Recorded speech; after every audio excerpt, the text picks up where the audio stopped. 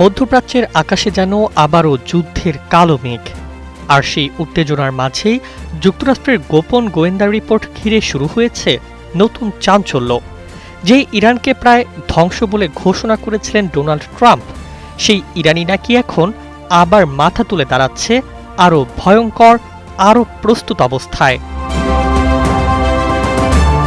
মার্কিন গোয়েন্দা সংস্থাগুলোর সাম্প্রতিক মূল্যায়নে উঠে এসেছে বিস্ময়কর তথ্য।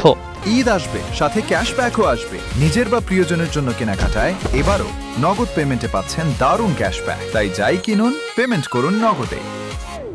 হরমুজ প্রণালীর আশপাশে থাকা ইরানের ৩৩টি ক্ষেপণাস্ত্র ঘাঁটির মধ্যে অন্তত ৩০টি এখন আবার কার্যকর, অর্থাৎ বিশ্বের সবচেয়ে গুরুত্বপূর্ণ জ্বালানি রুটের পাশেই ইরান পুনরায় সক্রিয় করে ফেলেছে তাদের ভয়ঙ্কর মিসাইল নেটওয়ার্ক।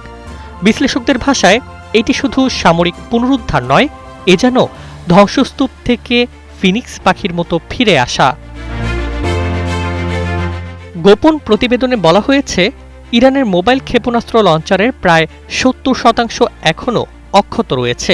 শুধু তাই নয়, যুদ্ধের আগের মিসাইল ভান্ডারেরও বড় অংশ তারা ধরে রাখতে সক্ষম হয়েছে। ব্যালিস্টিক মিসাইল, ক্রুজ মিসাইল, ভূগর্ভস্থ লঞ্চিং সিস্টেম সব মিলিয়ে ইরান এখনও মধ্যপ্রাচ্যের অন্যতম বড় সামরিক শক্তি হিসেবেই টিকে আছে। সবচেয়ে উদ্বেগের বিষয় হল, ইরানের প্রায় ৯০% ভূগর্ভস্থ ক্ষেপণাস্ত্র স্থাপনা আংশিক বা পুরোপুরি কার্যকর অবস্থায় ফিরে এসেছে। অনেক ঘাঁটির প্রবেশপথ ধ্বংস করা হলেও ভেতরের মিসাইল ও মোবাইল লঞ্চার সরিয়ে অন্যত্র নেওয়ার সক্ষমতা এখনও বজায় রেখেছে তেহরান। অথচ মাত্র কয়েক সপ্তাহ আগেও প্রেসিডেন্ট ট্রাম্প ঘোষণা দিয়েছিলেন, ইরানের সামরিক শক্তি চূর্ণ বিচূর্ণ হয়ে গেছে। প্রতিরক্ষামন্ত্রী পিট হেগসেথ বলেছিলেন, যুক্তরাষ্ট্র ইসরায়েলের যৌথ অভিযান ইরানকে বহু বছরের জন্য যুদ্ধ অক্ষম করে দিয়েছে। কিন্তু নতুন গোয়েন্দা তথ্য যেন সেই দাবির ভিত্তি কাঁপিয়ে দিল। বিশ্ববাজারের জন্য পরিস্থিতি ভয়ঙ্কর ইঙ্গিত দিচ্ছে।